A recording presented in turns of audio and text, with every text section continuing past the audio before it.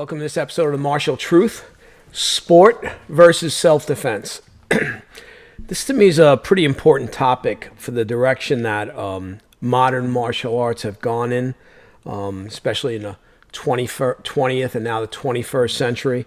You look at an art like karate and you see that in the 1930s, the famous sensei were already talking about trying to figure out a way where they could make karate, turn it into a sport, a competition. All right. And many of them were seeing they were having trouble with that, but they still were trying to do it, and they were already talking about it back in the 30s.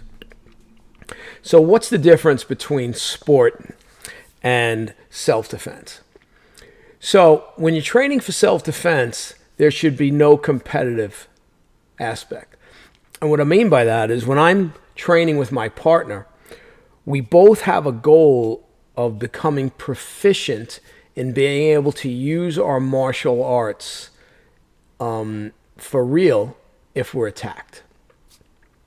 When we're training for sport, it's about beating the person that's standing in front of us in a sports competition on points, right? So when I first started karate, we did Jiu Kumite, freestyle sparring, and one of the black belts would act as the referee. Back then, there was no protective gear, so we wore nothing on our hands, nothing at all, okay? On occasion, someone got hit and got hurt. I mean, it's just the way it was. Nobody complained. It was what it was, right? But you're scoring points. And, you're figuring out ways to defeat the people that you train with within your own dojo. And you realize quickly, this guy likes to do these techniques, this guy likes to do those techniques. So you've okay, so when I'm fighting this guy, I know this will work on him, so that's what I'll use. And frankly, it becomes easy because why? You know how everybody fights. Now a new guy comes in, you have experience, so it's hard for him to begin with, all right? But now he's going to train and try to work to defeat you, right? And again, you're going to see what his habits are, what he likes to use, and you're going to try to take advantage of that. In real self-defense, you have no idea what the guy standing in front of you is going to do. You've never seen him. You've never met him. You've never trained with him. He has one purpose, and that purpose is to harm you for whatever reason. Be he crazy, being him attempting to take your property, being him someone trying to hurt someone that you actually know, okay, and you're going to protect them, all right, family member maybe, okay. So it's a very different thing. So certain things will be similar, You'll try to judge from the way he's standing, the way he's acting, what he's able to do. You'll try to judge from what position he's in to what you can do against him, okay. But there's still a tremendous element of the unknown, okay. Does he have a weapon? If he has a weapon, well, that changes everything, okay? Tamiki Aikido is a style of Aikido where they do something called knife randuri. There's some video of it, I believe, on my channel. Again, if you want to do it as an exercise, fine, but it's pretty ridiculous. That's just not the way, things work with someone trying to come at you with a knife. But again, if you enjoy it, go ahead, but please don't think that's real. So that's sport, all right? In 1995, they had, I believe, the pre-tournament before they had the grand opening of the Okinawan Budokan, which was in 1997. So in 1995, they had the pre-tournament, and I think I believe they had Team Kumite. And from what I understand, I know the incident to be true. Someone was killed, all right? Was killed with a kick to the head in something that's supposed to be non-contact. Okay, non-contact. He's killed with a kick to the head. I've heard various versions. One, there was a racial component, okay? I think one guy was from South Africa, one guy was from Australia. I believe the guy from Australia was killed. And the sad thing was left behind a wife and kids. And when I heard that story, my initial response was, for what? For a medal? A trophy? again, like, if you're going to have a sport, the sport has to be done in a safe manner. And if it's not done in a safe manner, well, then things like this are going to happen. So in a non-contact sport karate setting in Okinawa, someone gets killed. So now we fast forward to 1997. I have a few students competing, so I'm considered a coach, right? And it was a great event. It was fantastic. As tournaments go, very enjoyable, a lot of stuff going on. They had seminars with the masters, demonstrations with the masters. It was just a great time. Honestly, the tournament was the least of it in terms of my opinion. All right, my students felt the same way. But as a coach, you had to attend a meeting, and they were driving home the point that no contact will be accepted. And we knew what was going on. The guy was killed 2 years before. And it's a black eye for karate. It's a black eye for Okinawa. And they didn't want a repeat of that. So, I'm sitting there going, okay, but I don't have any students competing in the sparring. So for me, I'm like, okay. But obviously, I got to see the sparring. Did I see a lot of contact? Yes. Did I see disqualifications? I don't remember seeing one. Maybe I'm wrong, but I don't remember seeing one. So again, if you're not going to enforce the rules, well, eventually you're going to have a repeat of what you had in 95, where this poor guy is killed by one kick, okay? Leaves behind a wife and kids. I don't do sports sparring in my school. I haven't done sports sparring in my school in over 30 years. I know there's several of the teachers I was associated with, they didn't do it either. I work everything where someone stands in front of me and they attack in a way that's realistic. I do some drills that you'll say aren't realistic. Those drills are designed to increase your reflexes. So someone might look and say, well, no one's going to punch you like that. Right. But they're designed to increase your reflexes because it's very hard to defend against this very short, fast punch. But if we're working self-defense, which is the way we work most of the time, is, person's got their hands up, and they're throwing a punch at you, okay? And you have to defend, And on occasion, we'll work a kick, but not too often, all right? So the goal in the sport is to defeat the guy standing in front of you on points. And this includes the UFC, okay? If the UFC have two combatants, if someone doesn't tap out, if someone doesn't get knocked out or is hurt to the point where they can't continue, then it goes to the scorecards. Right? And as every other sport where it goes to the scorecards, we sometimes see decisions where we go, huh? Right? Boxing, of course, is well known for this. All right? So, again, behooves the fighter to pretty much try to not let it go to the scorecards because unless it's incredibly one-sided, you just never know what's going to happen. You don't know what one judge is saying. So, again, this is sport. In reality, if you're engaged in that fight where someone's trying to do you serious physical harm, there's no judges and there's no referee, okay? So why is there a referee? Well, there's a referee to protect the fighters.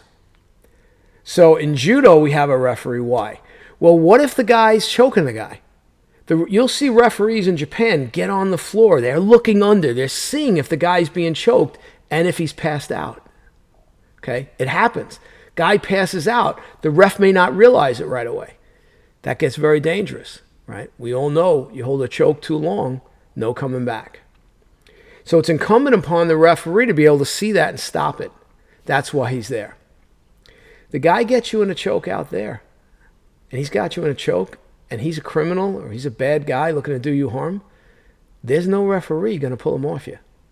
I mean, you see it in the UFC all the time where a guy has either an arm bar or a choke on a guy, and the referee, knows the guy's in trouble, or he taps, and he's immediately on the guy. Like let him go, tapping him, pushing him apart. You'll see many a time where a guy gets hit, knocked out. You can tell he's out cold. The fighter's job is to continue the fight.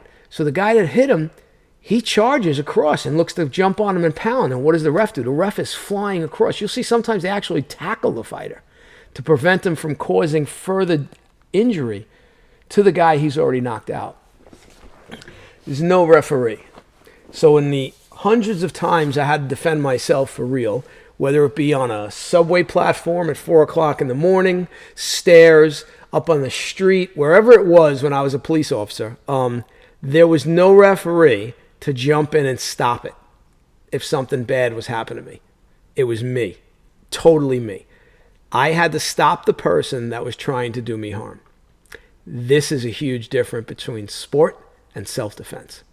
In sport, you're protected. You're protected. So you get thrown in a judo match and you hurt your shoulder and you can't continue, the ref stops the match. You're too hurt in whether it be a boxing match, a karate tournament, okay, a UFC match, and it's stopped. The fight is stopped to protect you, right? So you don't get further injury. One of my students was in a fight, was in the rain. He was a police officer fighting a criminal. And there was something on the ground, whether it was wet leaves or whatever, and he slipped. And he spirally broke his ankle. Okay. Was there a ref to say, Yame? No. So he had to finish the fight with a broken ankle and take the criminal out, which is what he did. Okay. No points, no referee. You and the bad guy. All right. Certain training, for instance, if you're training karate as a method of self-defense, a life protection art, as I do, if you train the sport style sparring with a referee, you're saying, okay, and again, depends on the dojo, but we'll use general. No points allowed to the back. No open hand techniques, right? Someone might get poked in the eye. No kicks to the groin. No kicks to the knee. Okay? No joint locking techniques. No throws. Okay. So now you're limiting my target. You're limiting the techniques I can do. And you're telling me, so that's how you're training to fight. And many karate dojos, and you know, don't think you're going to tell me this isn't the case, because I've seen it. Okay? Most karate dojos do sparring and they do kata, especially if they're sport dojos. They don't spend a whole lot of time on self-defense. They don't spend a whole lot of time on techniques that, you know, against a real attack. Okay? Sparring and self-defense and kata. Sparring kata. That's it. So now your training, and your only fighting training, is this rules-based situation. What makes you think then, when you have to fight for real, that all of a sudden now you're going to 100% forget the rules-based, and now you're going to be looking to poke the guy in the eyes, strike him in the throat, okay, grab his arm and break it, foot sweep him and slam him to the ground, right? We will fight the way we train, okay? It's just the way it is. There's a famous story in the NYPD. When I became a cop back in 1988, we were told this story. And what happened was, they used to train on the range to drop, back then we had 38 revolvers. You used to drop your spent shell casings, right? Either onto the floor, and then they made you pick them up and put it in your pocket, or you dropped them into your hand and put them in your pocket. And that's how they used to train. And a police officer got into a gunfight with a criminal, and he went empty, and he dropped his brass on the floor, and as he was reaching down to pick it up to put in his pocket without reloading, the criminal came around and shot him and killed him. So obviously immediately there was a bit of an uproar over that, and the NYPD immediately did a revamp of their training. So when I went through the academy, we still were using 38s, and we were told to drop our brass and leave it. You drop your brass and leave it. And then you drop it, and then you really reload right away, and you bring the gun up on the target. So the problem is, someone died, had to learn from that mistake. And what that mistake shows you is, the way you train is the way you fight. Okay? So it's important to train against as Patrick McCarthy says, the habitual acts of violence. So if you're not constantly drilling the most common ways that the guy out there, the criminal, the predator, right, is going to try to harm you, then you're not practicing martial arts as a life protection art.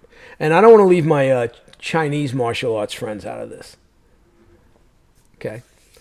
If you're only training against the same type of strikes you're doing in that particular martial art you do, okay, well, I've never had a guy stand like this and throw a twist punch at me like this in a fight. Okay? I've never had a guy stand like this and do Wing Chun punches against me in a fight. Because last time I checked, the martial arts people are supposed to be the good guys. So I guess, could I come up against someone? Of course. Probably with the proliferation of the UFC, you probably get some guy in his living room, working on some kicks and some punches, thinking, look at me, man, I'm practicing UFC. Okay, you might come up against that guy. All right? But you should be able to identify it and deal with it. If you only always work against a straight punch, what happens when the guy throws the haymaker and tries to take your head off? What happens when he's 250 pounds and he's 6'3", and he's coming in with all that mass, trying to literally take your head off your shoulders? Are you going to know how to deal with it? Well, I hope so. Okay? But if you're training only in the sport context, and you're only training to work against karate punches or Wing Chun punches, all right, I think you're going to be in for a big surprise. And if you're doing a martial art like Tai Chi, and you're doing push hands, and we have freestyle push hands, and I went to China, and at 50, my Tai Chi master asked me, please, I'd like you to compete in the push hands competition. I looked at him and I said, Shifu, I don't want to do that. And he said, I'm asking you, please, I want you to do this for me. Okay, so I'm in the push hands competition. I'm 50 years old. Haven't trained for this, and I go up. My first bout is against a guy who I think eventually came in second in the tournament. And you need to understand, the cash prize for this event was a year's salary in China. So that's how much money it was. It was the equivalent of a year's salary in China. So if you don't think it brought the top push hands guys, oh, it did. And they're all young. I'm 50. The guy I'm fighting, I think, was 20. Half a head taller than me. I don't think the Chinese are all small. They're not. Same with the Japanese now, right? So I believe, if I remember, it was 2 3-minute rounds. And we're doing it, and I didn't really know the rules. So a couple of times I got warned, you can't do that, you can't do this. Okay. He manages to throw me, and then I managed to throw him. Whether with luck, with skill, again, in sport, anything can happen, all right? And I threw him. And it was interesting because the Chinese crowd went crazy cheering for the fact that I threw him. Now, obviously, they could tell I was an older guy, and I was in there fighting one of these top push hands guys. And after the first round, my Tai Chi master came up to me and said, how do you feel? I said, how do I feel? I feel like I'm going to pass out. If I had known you wanted me to do this, I would have been doing stair work for 6 months. Stair work, because it's nonstop, right? So did the next round. I mean, he won. He won fair and square. Very gracious. Gave me a big hug when we finished, A lot of the Chinese patting me on the back, everything. Again, I'm an older guy, right? So it just showed you can be an older guy and still get in there and, still compete and do well. So as an experience, it was okay. I wouldn't say I didn't enjoy it. I enjoyed it, but I definitely will tell you, if I was going to train for that kind of competition, that sport competition, I would be doing a lot of cardiovascular work, besides doing a hell of a lot of push hands. So, and push hands the game way to have a better chance of winning the competition. Okay? So for those of you that are doing push hands, and you're doing that wrestling style push hands, and you're throwing each other to the ground, and you're thinking, man, look at me, I can take this guy. Okay. I hate to burst your bubble. You're doing sport style martial arts. You're not doing real martial arts for self-defense. So if you're a Tai Chi person, whether you're doing practical method Chen style or Yang style or Wu style or Sun style or any of the styles of Tai Chi, and you're not working against someone trying to take your head off with a punch, you're probably going to be in for a big surprise the first time you try to use your martial arts for real. So, what's the answer?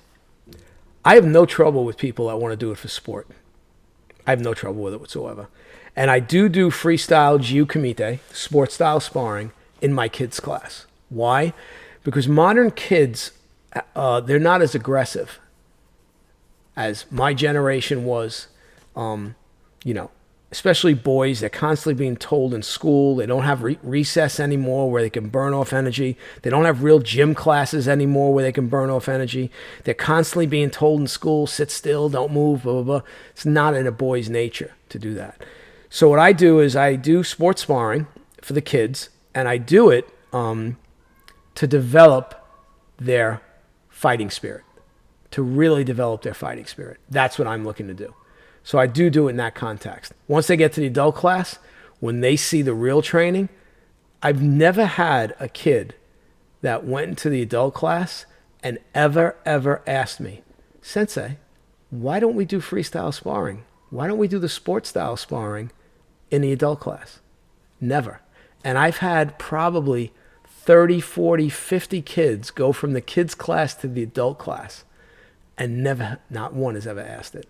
That's how serious the training is in the adult class. Because now they see, oh, this person's coming with a real punch, the type of punch someone's going to come at me with. This person's trying to grab me and capture my arms. This person's attacking me from the rear, the way the guy's really going to do it out there. Now I've got to elevate my game. I've got to be able to defend against it. So again, I have no problem with sport. But please don't kid yourself if you're only doing sport martial arts training into thinking that that's going to translate into a real altercation. Now, it might.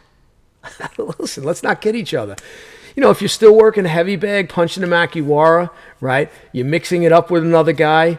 The guy attacks you out there one-on-one. Okay, yeah. You might hit him, put him right to sleep. Okay, great for you. All right, but then you might come against 3 guys. Or maybe you come up against that guy who's really, really tough. You can hit him and he's not going down. Okay? You break his arm, he's still fighting. And I'm going to tell you from experience, anybody that thinks they have a magic punch that is going to knock every single individual out, you're living in a fantasy world. Okay? Fantasy world. The hardest punchers you ever see in boxing or the UFC, they are not knocking everybody out with one punch. Just watch. Okay? So please, understand the difference between sport, okay, which is to win a trophy, and self-defense, which is to preserve your life. And the training methods for both are different, very different, okay? If you want to train for sport, and that's what you enjoy, and that's what gives you pleasure, by all means, I say go to it. But if you're training for sport, and you say, but I'm very proficient in self-defense, then I got to kind of think about that for a minute. I'm not 100% buying it. I'll leave you with something my feeding crane master, Lu Changyi, once said at one of the workshops he did at my school. He said, sport is great and sport is enjoyable, but if you train for sport and the first time you need your martial arts to protect you, you die, how did that work out for you? And then he added, if you have a room full of trophies, maybe you'd be better off carrying one of the trophies with you around, and if they attack you, hit them with the trophy. At least that way you know you have a better chance. Hope you've enjoyed this episode. Sport versus self-defense. Okay. Please click that like button. Please subscribe. Tell your friends. Consider becoming a member. All right. Might have an announcement in the near future for a webinar I'll be doing. I'll let you know. I'll give you the date once I have more details and everything squared away. And that's it. Thanks for watching, and I'll see you in the next one. Take care.